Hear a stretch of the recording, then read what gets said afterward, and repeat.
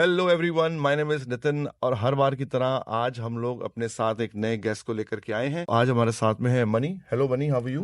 I'm good, thank you. Mani, आप India में कहाँ से हैं? आपने अपनी पढ़ाई की शुरुआत कैसे करी और ये चूज क्यों किया कि न्यूजीलैंड में आना है? मैंने अपनी स्कूलिंग करी थी GHPS स्कूल से। वहाँ से फिर मैंने जामिया से अपने कॉलेज पूरा करा। अच्छा, कॉलेज आपने कर लिया था दिल्ली में ही। हाँ जी। Very good. उसके बाद I was working in HDFC bank. मेरा फ्रेंड था, ही अप्रोच्ड मी कि चल बाहर चलते हैं ना। हिज वीज़ा गॉट रिजेक्टेड, तो मेरा आ गया।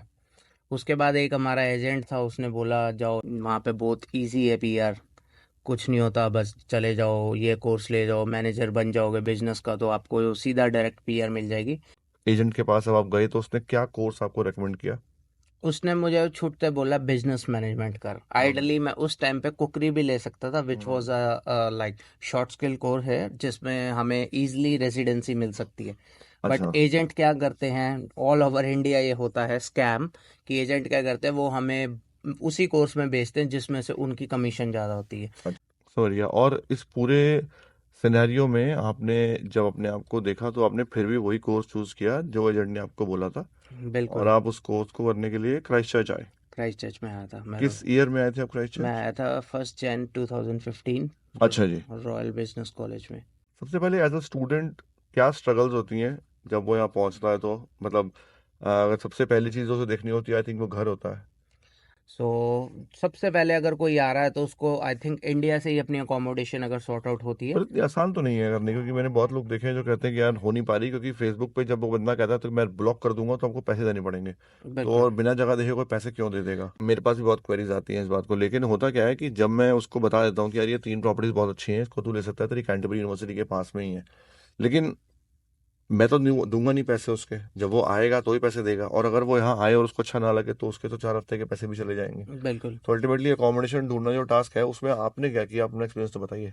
मैंने मेरा जो जैसे मैंने अभी बताया, जो गुरपिंदर लड़का लेने आया था वो रहता था, उसने हमारे लिए ऑलरेडी सॉर्ट आउट करा हुआ था हम्म। कि जिस कमरे में वो रह रहा था उसी में मैं और मेरे फ्रेंड आए थे, हम्म। रह लेंगे। उसके बाद हमने वहीं पे ही रहे थोड़ा time, then we found somebody on Facebook, hmm. Then we move with the family.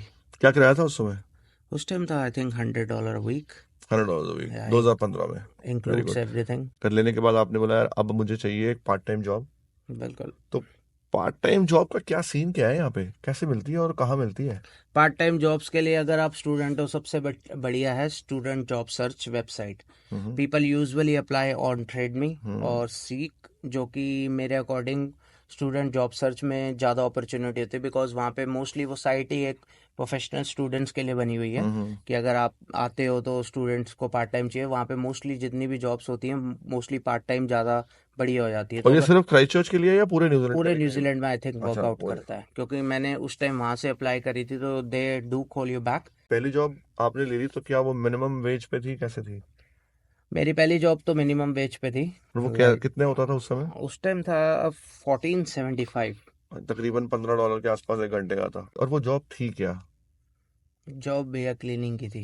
Cleaning की जॉब थी पहली? या तो क्लीनिंग की जॉब आपको मिली, ऑनलाइन मिली, और आपको उन्होंने बोला कि क्या करना क्या होता है उसमें?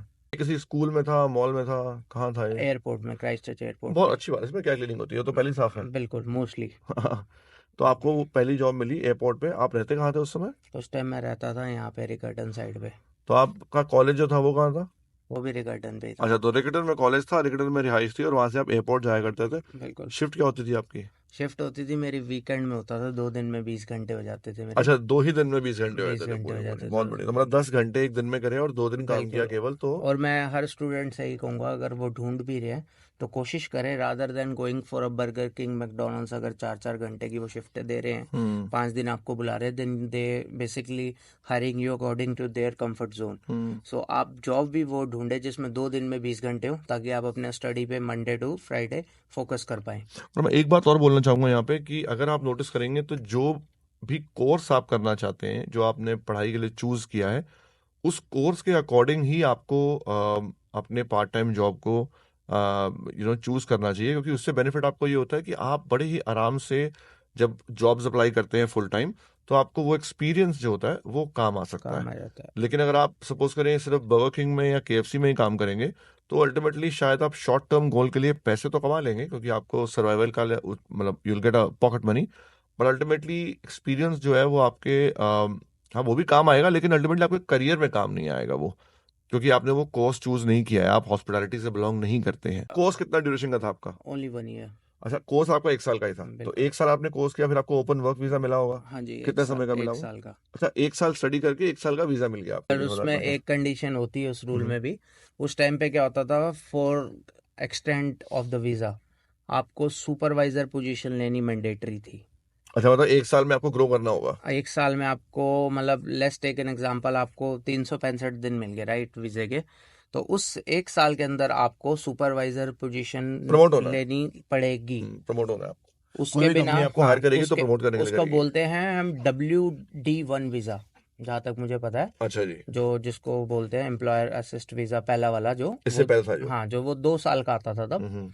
तो उसमें आपको सुपरवाइजर पोजीशन लेनी पड़ती थी, जो कि मेरे को तो इजीली मिल गई थी 3 मंथ्स में। मेरा भगवान का आशीर्वाद कह लो या काम तो अच्छा आपने करा। काम किया वो पूरा 1 साल जब पढ़ाई करी तो क्लीनिंग में ही काम किया आपने? हाँ जी, उस टाइम तक मैं रहा। क्लीनिंग में रहे, फिर हाँ, उसके बाद देन आपने देन कोर्स मेरा खत्म किया। ओपन वीज़ा भी आ गया।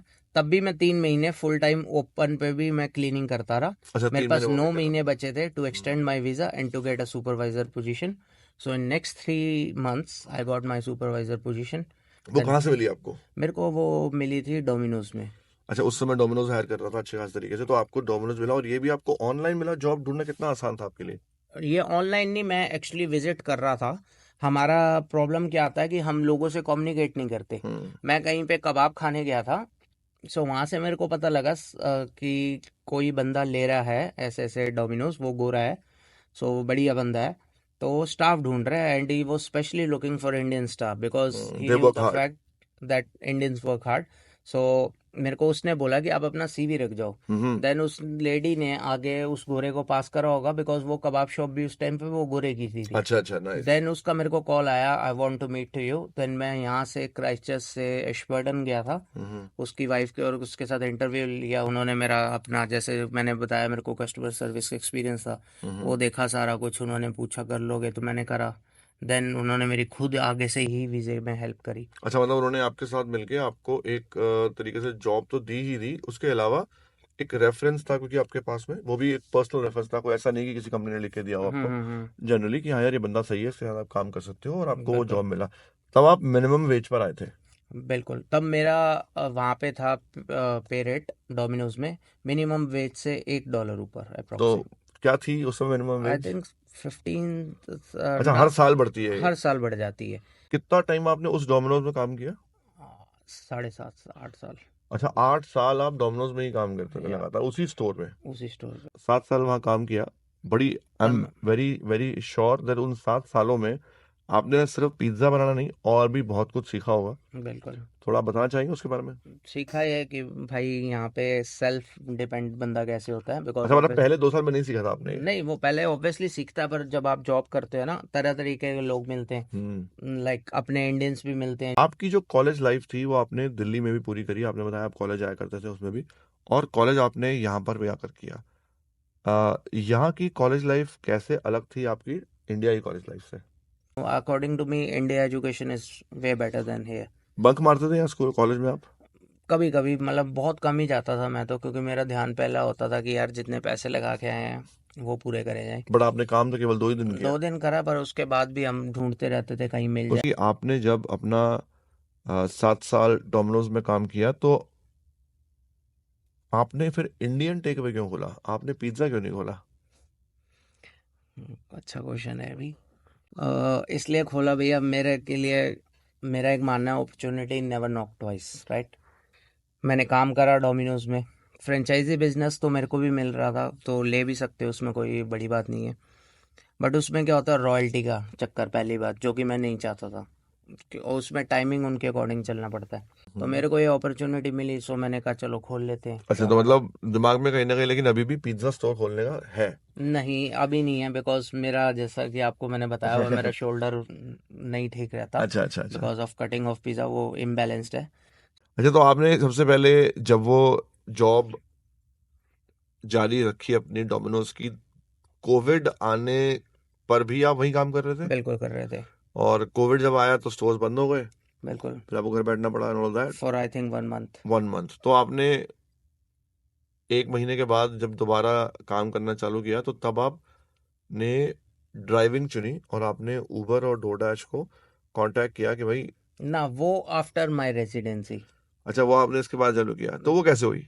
रेजिडेंसी, वो किस्मत कह लो या कुछ भी कह लो, क्योंकि यहाँ तो रूल हार्ड थे। मैं मैनेजर था, but as I said earlier कि एजेंट हमें बता देते हैं कि आप मैनेजर बन जाओ, आपको पीआर मिल जाएगी, पर ऐसा नहीं होता। वो ये नहीं बताते कि फ्रेंचाइजी बिजनेस में मैनेजर बनोगे तो पीआर इमिग्रेशन नहीं देती। नहीं देती। Example KFC, McDonald's, any business which is more than 1 in New Zealand, immigration आपको डबल क्वेश्चन करती है, तो वो आपको पीआर नहीं देते। अच्छा। Once in a blue moon किसी की किस्मत अगर चमक गई तो उसको पीआर मिल जाती है। तो लकीली क्या हुआ, मेरे पास एक्सपीरियंस था, है ना, तो इतने साल से मैं यहाँ रह रहा था। तो इमिग्रेशन की पॉलिसी आई कि आपको हम अगर इतने साल से आप रह रहे हो या इस कैटेगरी में आपकी जॉब है तो हम आपको पीआर दे देंगे। तो मेरी वहाँ दोनों में लाई कर रही थी, तो मैं बच गया उस केस में। तो आइडली आपको उन्होंने RV21 के में अंडर पीआर दी या और आपको बोला कि ठीक है हम आपको पीआर दे देते हैं। बिल्कुल। तो जो लोग भी ये सपना लेके आते हैं कि आकर के 2 साल में पक्के हो जाएंगे, वो सिर्फ और सिर्फ आई थिंक उन लोगों के लिए वैलिड है जो यहाँ पर स्किल शॉर्टेज के करियर में आना चाहते हैं, बिल्कुल जिसमें IT और हेल्थ के अलावा कुछ और प्रोफेशंस भी हैं जो आप बड़े इजीली इमिग्रेशन की वेबसाइट पर चेक कर सकते हो। तो सबसे अच्छी बात जो आज के हमारे पॉडकास्ट की है वो ये है कि आपको सबसे ज़्यादा टाइम अपना लगाना है जो आने से पहले वो कोर्स चूज करने में लगाना है। सिर्फ इसलिए नहीं लगाना कि मुझे सामान खरीदना है या मुझे जाना है। आप अपनी पढ़ाई को उतना सीरियसली अगर लेंगे तो आप बिल्कुल 2 साल के अंदर रेजिडेंट हो भी सकते हैं। लेकिन अगर आपने कोर्स गलत चूज कर लिया तो ये प्रोसेस 8 से 10 साल के लिए भी 10 डिले साल हो हो सकता जाता है है और या शायद कभी कंफर्मेशन हो भी ना।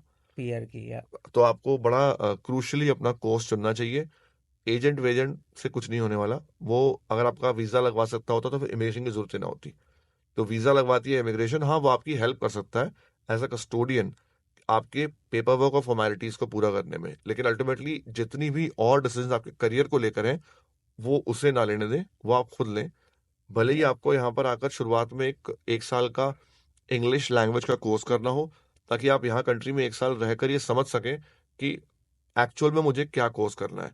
ये भी जरूरी नहीं है कि आपको इंडिया से ही करना है वो कोर्स, पर अगर आप इंडिया से ऑलरेडी ग्रेजुएट हैं और आप इतने पढ़े लिखे हैं कि आप अपने भले बुरे को जानते हैं, तो मेरा रिकमेंडेशन यही रहेगा कि आप सबसे पहले एक शॉर्टेज ऑफ स्किल्स की लिस्ट को निकालें और देखें उसमें से कौन सा ऐसा करियर है जो आपको एक्साइट करता है। फिर आप उसके हिसाब से कोर्स और यूनिवर्सिटी को ढूंढें और फिर किसी एजेंट को मिलें और बोलें कि यार इस कॉलेज में मुझे एडमिशन चाहिए, इस कोर्स में चाहिए, बजाय कि आप उसके पास जाएं और आप उससे पूछें कि हाँ भाई क्या करना चाहिए मुझे। ट्रू। बिकॉज अल्टीमेटली मैं भी अगर किसी दुकान में जाता हूँ या अल्टीमेटली वो दुकान ही है, वो आपके लिए जो काम कर रहा है उसके बदले में उसे पैसे मिल रहे हैं। तो आपको थोड़ा सा ये ध्यान देना है। जैसे कि आपने अभी सुना कि 8-9 साल लग गए सिर्फ इस वजह से क्योंकि वो कोर्स सही चूज नहीं किया था। शुरुआत में किया होता तो शायद ये काम 2-3 साल में हो चुका होता और इतनी मेहनत बिल्कुल। 7-8 साल की ना लगती। उस दिन मेरी भैया पीआर आई थी, हम्म। मैंने नेक्स्ट डे ही ऊबर से साइन अप कर दिया था, अच्छा। उसी रात को ही। Just being a self employed या most of the people like, लोगों को दिखाया जाता है कि नहीं ऊबर से पैसे नहीं बनते। Uber is a good way. I have made more than $2,000 per week in Uber full time $2,000 each week. Uber से। एक मीडियम वेज से डबल पेरोल है, लेकिन हाँ उसमें आपका आई थिंक प्री टैक्स होता है तो आपको टैक्स के पैसे खुद जमा कराने होते हैं अपने टैक्स खुद के पे बने पर पैसे। उसमें आपके एक्सपेंसेस जुड़ जाते हैं। If you are working for somebody, hmm. आपको वो ऑलरेडी 23% 33% काट देते हैं, राइट। इसमें वैसा नहीं होता। इसमें आपको at the end of the year में भरने हैं जो टैक्स, पर उसमें आप अपनी गाड़ी की माइलेज, आई थिंक, जो कि हर 1 किलोमीटर पे 90 सेंट ऑफ मिलते हैं। अच्छा। ठीक है, जितनी आपने गाड़ी चलाई, उसके हम्म। बाद आपके गाड़ी की इंश्योरेंस, आपके टायर चेंज, सर्विस, सब जुड़ जाता है उसमें। तो उबर ऐसा नहीं है कि पैसा नहीं देता, पर अगर आप उसको प्रॉपर टाइम दोगे तो 8 घंटे रोज के। 8 से, मतलब उबर देती है 13 घंटे चलाने के लिए। हम्म। पूरे यूटिलाइज करो उसको, ब्रेक डालो अपनी बीच में, 1.5-2 घंटे घर जाओ, रिलैक्स करो, खाना खा के थोड़ा सो, फिर ऑन कर दो। Coming back to your topic, so you started all this and you started driving as well. So from a student life you moved towards a skilled migrant. From there you applied for residency, and then you started doing a bit of driving as a self-employed person. Along with that, you also bought a business, Yeah.